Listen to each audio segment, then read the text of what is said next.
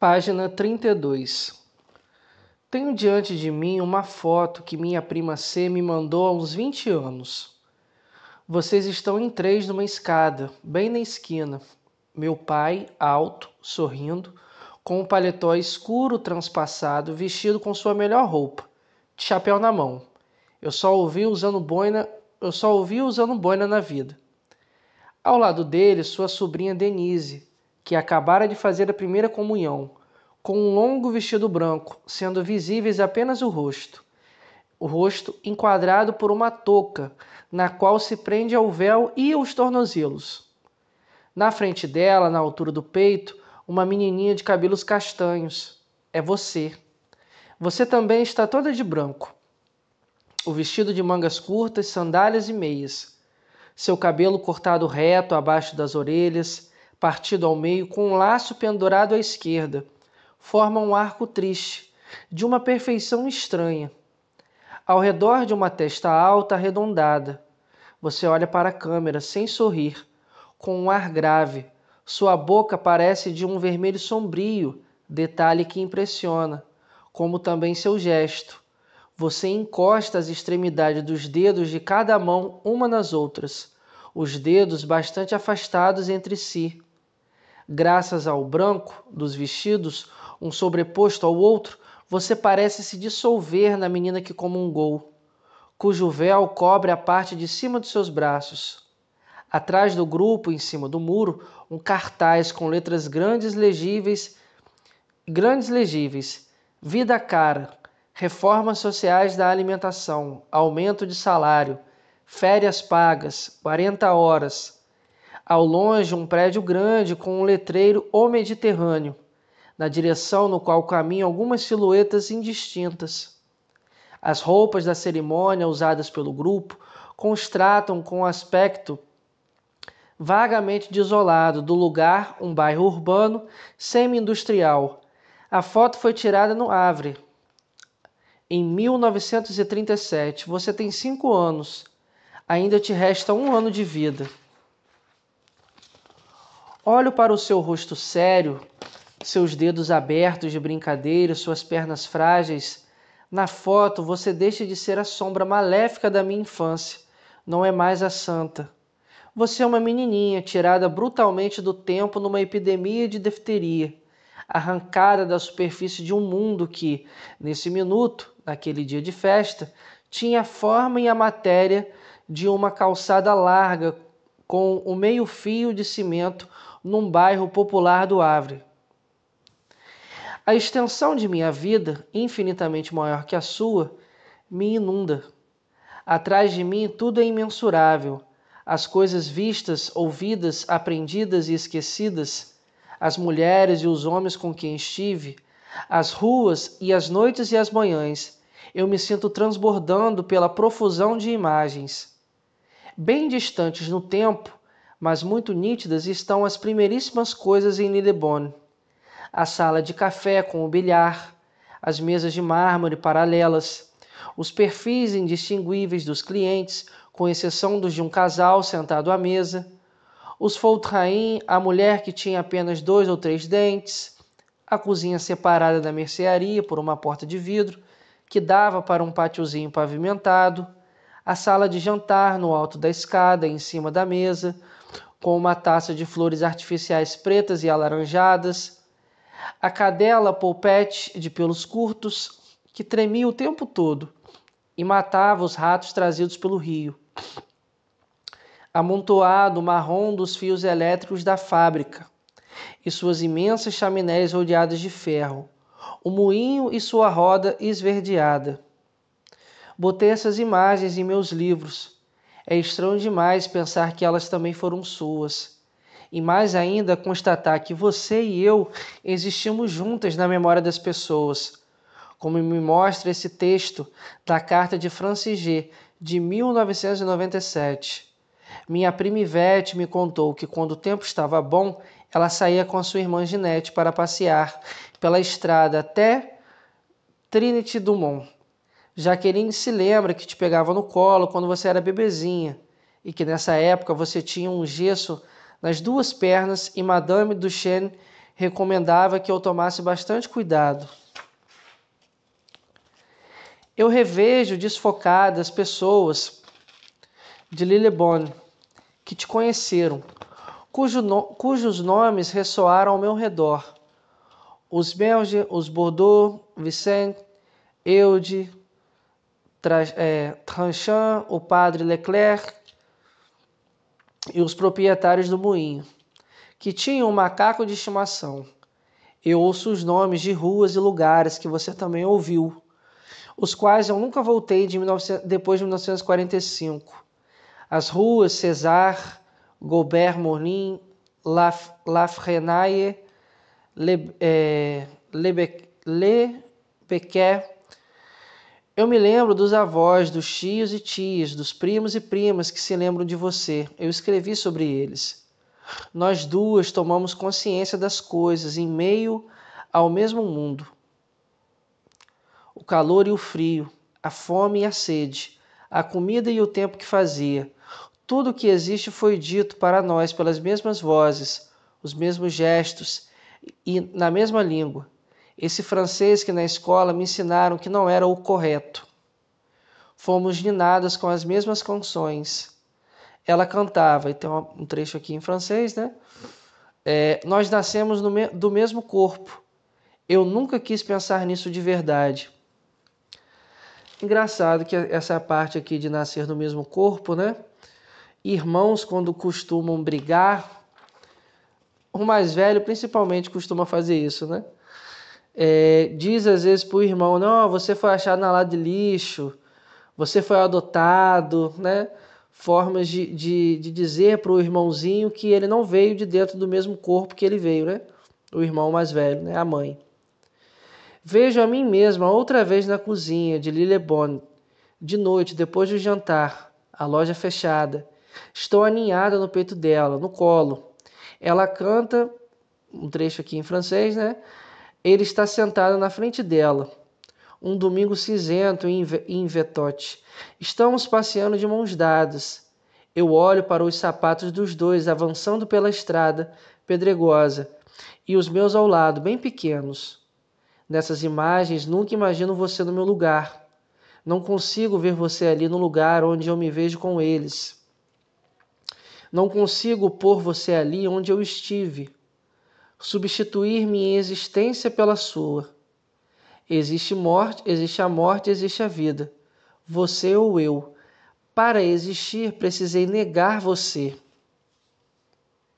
Em 2003, no meu diário, revendo a cena em que me foi revelada a história, eu não sou boazinha como ela, eu sou excluída, assim eu não estarei no amor, mas na solidão e na inteligência.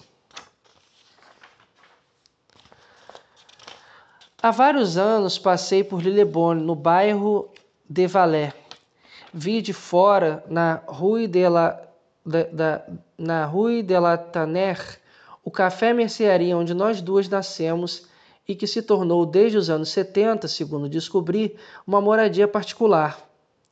Na fachada, pintada de um branco agressivo que destoa em meio ao cinza dos seus vizinhos, inteiramente refeita. A porta da mercearia transformada em janela. Todas as marcas da antiga loja tinham sido apagadas. Não tive vontade de rever o lado de dentro, mesmo sabendo que a realidade não se conserva por si só, que é preciso consertar, repintar e revestir sem cessar. Eu receava por antecipação. As feridas que a reforma e os móveis dos outros poderiam infligir à memória. No verão passado, antes mesmo de pensar em escrever essa carta, me veio um desejo de entrar na casa. Desejo de cada vez mais, premente à medida em que fui tendo dificuldades para encontrar os moradores atuais, depois de suplantar a reticência deles, legítima, mas insuportável em me receber. Era como se desse gesto eu esperasse uma espécie de revelação, cuja finalidade eu não imaginava qual seria. Escrever, possivelmente, mas isso era secundário. Depois de uma troca de cartas e e-mails, os proprietários, um casal de cerca de 50 anos, me autorizaram a entrar na casa. No último mês de abril, era a primeira vez desde 45. Tem a foto aqui da casa, né? No andar térreo, tudo me pareceu transformado. As divisórias tinham sido demolidas para formar um só cômodo. Reconheci apenas o teto, muito baixo. Podia quase tocar nele só levantando o braço. E o pátiozinho à beira do rio. Os banheiros, a lavanderia e a casinha de coelhos haviam desaparecido.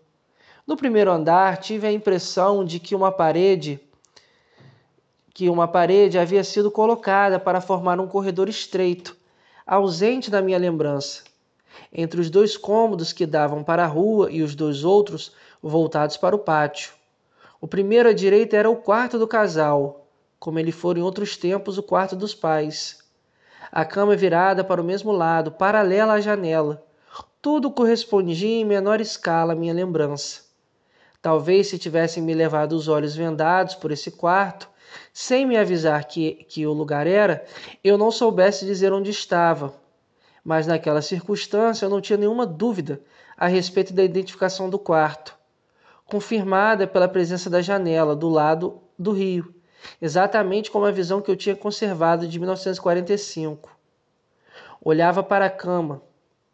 Tratava de imaginar ali a dos meus pais e ver ao lado a caminha de jacarandá rosa. Não me ocorria nada de específico. Apenas um, abre aspas, é aqui.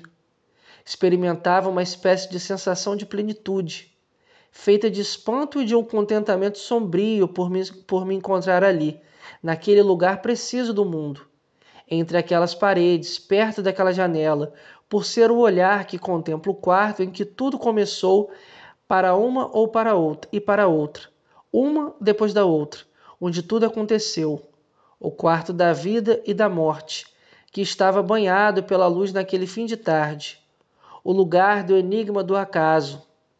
Aqui, ora vejo o quarto luminoso do último abril, sinto a presença incômoda da proprietária atrás de mim e o calor. Ora estou no outro quarto, crepuscular, confuso, ocupando uma pequena sombra deitada entre as laterais de minha cama de criança. O primeiro lugar em que nada foi vivido será eliminado por si só num prazo mais ou menos curto. Sempre foi assim, na minha experiência. Eu até já esqueci a cor da colcha e dos móveis. O outro é indestrutível. Peter Pan fugiu pela janela aberta depois de ver seus pais debruçados sobre seu berço. Um dia ele volta, encontra a janela aberta. No berço há outra criança. Ele foge de novo. Ele nunca vai crescer. Em algumas versões, vai às casas buscar as crianças que vão morrer. Talvez você não tenha conhecido essa história. Eu também não conhecia antes das aulas de inglês do 8º ano. Nunca gostei dela. Última página, e eu logo vou fazer alguns comentários, né? Lembrando que não é um livro muito grande, né? É em formato de carta.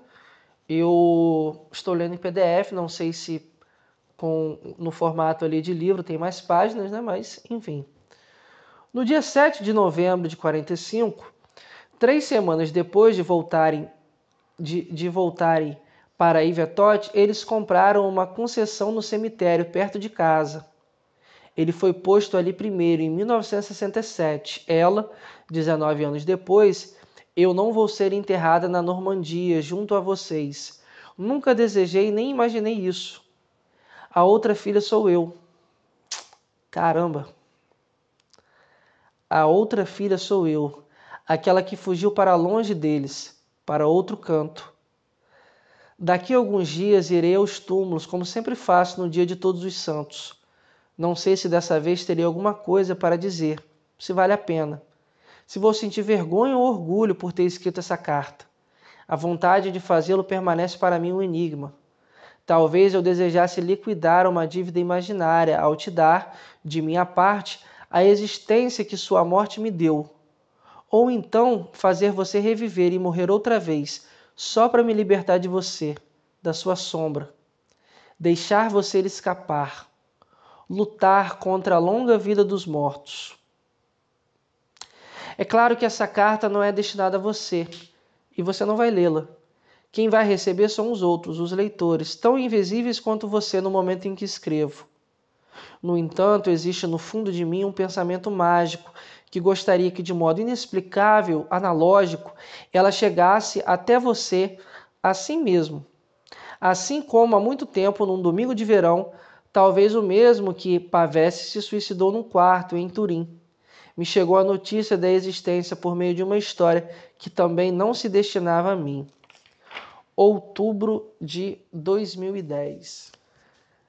Eu conheci essa autora há pouco tempo, né, e me interessei bastante pela sua obra, né, pelo pouco que escutei.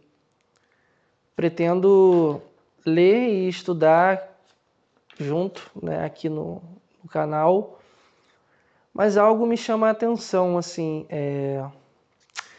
muitos autores, quando escrevem algum livro, conto, costumam misturar, né, do tipo algo que aconteceu na vida real com algo que ele gostaria que tivesse acontecido. Os autores, eles costumam se inspirar, né? Eu lembro que eu vi um documentário sobre o Stephen King, que ele conta que quando escreveu o Conta Comigo, né? Que foi uma história que ele viu na cidadezinha dele ali e tal, com um amigo dele, não sei o quê. Ou quando ele escreveu, por exemplo, Carrie a Estranha, a cidade, ele teve uma educação religiosa assim muito rigorosa. Você vê que o Stephen King, em algum dos seus livros, ele sempre, né, fala um pouquinho ali da religião e tal, o nevoeiro, em Carrie a Estranha, a mãe da Carrie principalmente, né? Então alguns autores costumam fazer isso, olha, aconteceu uma coisa na vida da pessoa, ele vai lá, pega, se inspira e mistura, né? Inclusive quando a gente lê, fica pensando, pô, será que isso aconteceu? Será que isso não aconteceu? Será que isso é algo... Será que o autor está escrevendo aqui uma coisa que ele gostaria que tivesse acontecido? Será que ele está trocando só os nomes? Será que ele está descrevendo assim exatamente o que aconteceu e só quem participou daquela história ele sabe? É um questionamento, né? Que quando o leitor está ali, né?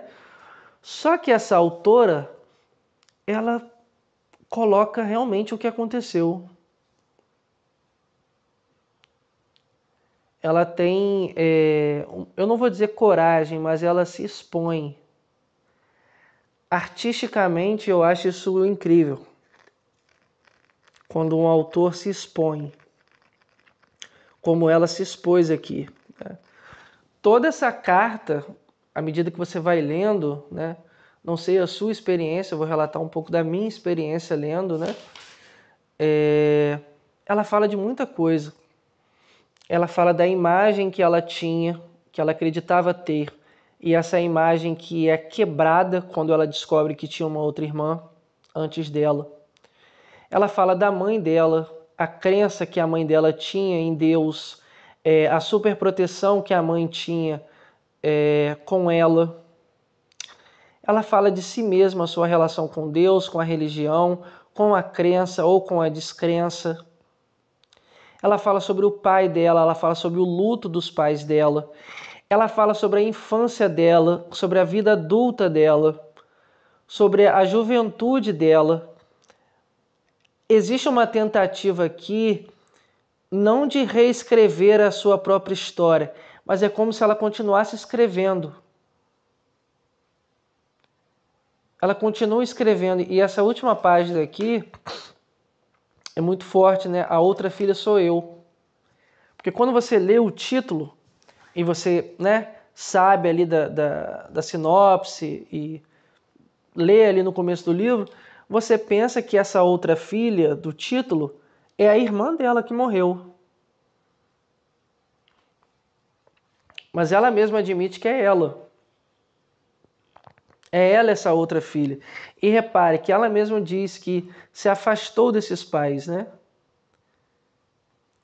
Como se a escrita dela aqui não é uma tentativa de fazer as pazes ou com o passado dela, ou de reescrever a história da infância dela, ou resgatar a lembrança, não sei o que lá. Não, assim, eu vejo como parte da elaboração de um luto. E não um luto, o luto que nós estamos falando aqui, que nós estamos pensando, né?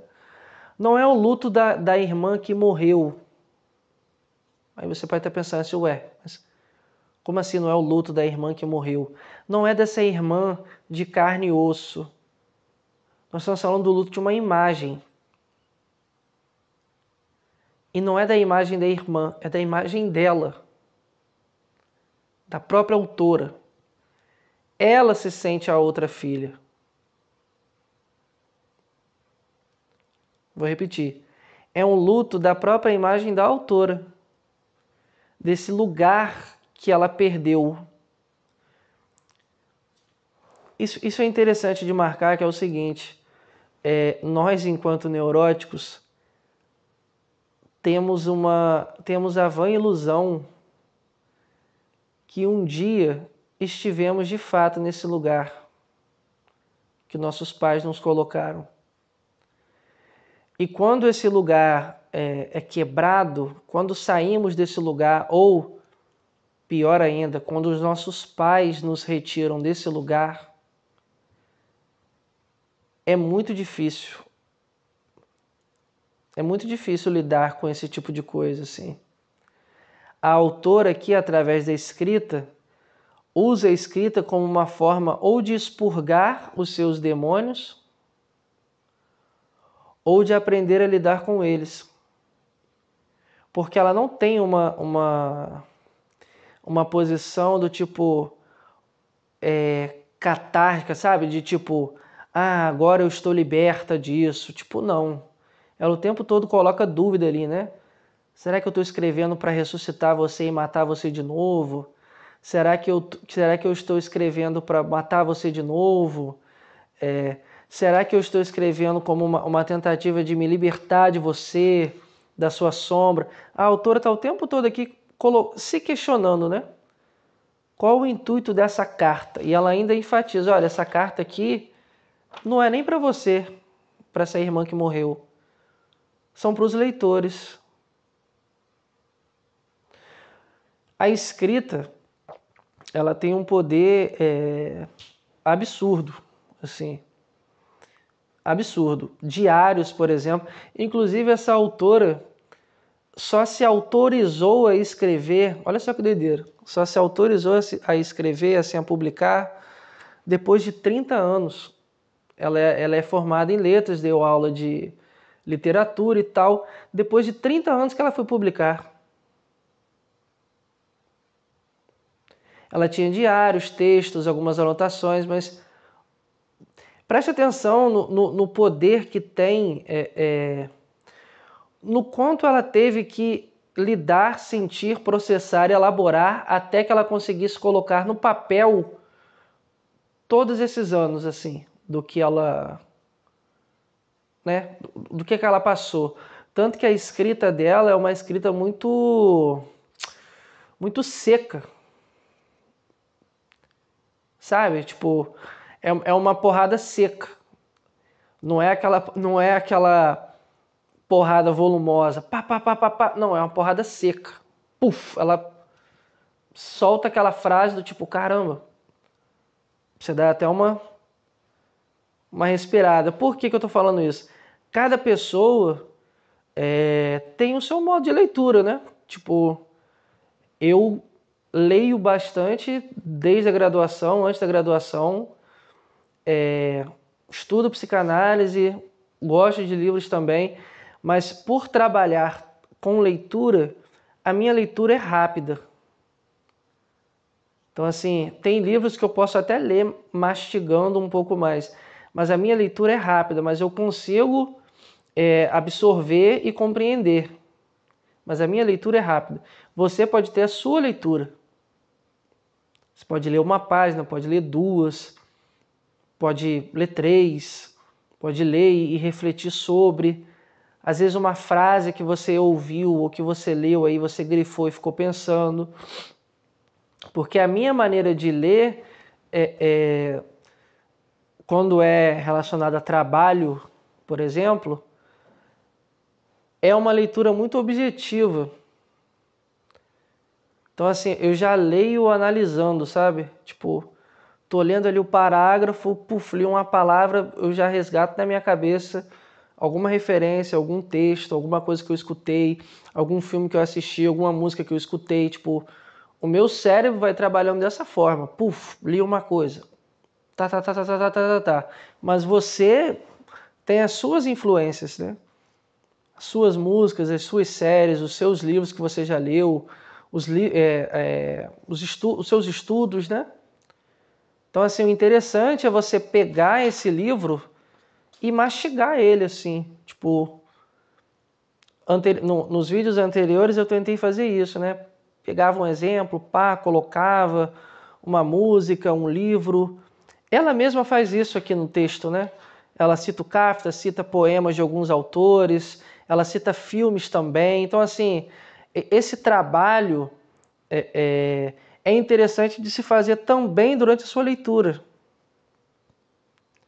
Porque o interessante da psicanálise, na minha concepção, é o seguinte, que quando a psicanálise de fato te fisga, você nunca mais consegue ser o mesmo. A sua visão muda completamente. A sua escuta muda completamente. Você já não consegue mais ler uma obra sem pensar psicanaliticamente. Você pode ler uma obra por prazer. Tipo assim, você deitou ali na rede, eu vou ler Clarice Lispector, eu vou ler um livro, eu vou ler um conto de um autor X. Você deita ali e lê e tal. Mas quando você estuda muito psicanálise, quando você atende também, você não consegue mais ler certas coisas e não ficar tipo, opa, olha só isso aqui. Igual eu fiz com vocês aqui agora há pouco, né? Nos encontros anteriores. Nossa, olha isso aqui, recalque, né? Ó, olha o trauma aqui. Olha o real, olha o narcisismo, olha o luto. Você consegue enxergar os conceitos.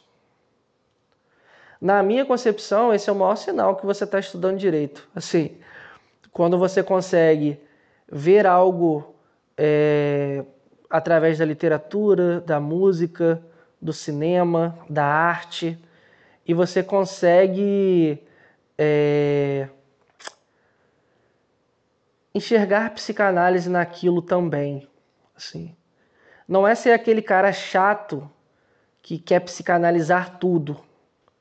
Ah, não, você gosta de coxinha porque coxinha te remete a frango e você foi criado numa fazenda e a sua mãe servia para você frango, então comer coxinha, pelo amor de Deus, não seja essa pessoa. Tipo, a psicanálise hoje em dia tem muita gente chata. Pelo amor de Deus, não seja mais um. Mas eu espero que vocês tenham curtido, né, essa experiência de ouvir, né, de ouvir os comentários também. E esse é o meu conselho, tipo, leia, mas de acordo com a sua experiência. Não tome a minha palavra aqui, o meu comentário, como uma verdade absoluta. Não tome a minha interpretação como a correta, porque é um recorte específico meu. Então, assim, é a minha visão, é a minha interpretação. Tipo, e quando eu leio um parágrafo, quando eu leio um texto, todas as articulações que eu faço é de acordo com as minhas experiências, com os meus estudos, né? Com as minhas influências. É interessante, importante e fundamental que você tenha a sua. Então, assim, poxa, Daniel, eu li essa parte aqui, eu não achei que tem a ver com o luto da imagem dela, não. Eu acho que tem a ver com o luto e com o fato dela ter talvez se identificado com a irmã morta. Tô dando um exemplo, tá, gente? Beleza. Como que você achou isso? Ó, como que você chegou até esse argumento, digamos assim? Comenta. Não precisa colocar referência. Ah, segundo Campos 2014, Segundo Fonseca, 1998, não é uma banca de doutorado da PUC, mas você pode comentar, né? Pode colocar nos comentários de acordo com o que você ouviu e leu, né? As suas impressões. Até o nosso próximo livro. Estou na dúvida ainda qual que eu vou ler dela. Tem um que fala sobre aborto, tem um que fala sobre o pai dela e um que também fala sobre violência doméstica, né? Porque o pai dela tentou matar a própria mãe. Então, assim, é uma autora que seus livros são extremamente psicanalíticos, né? Até o nosso próximo livro.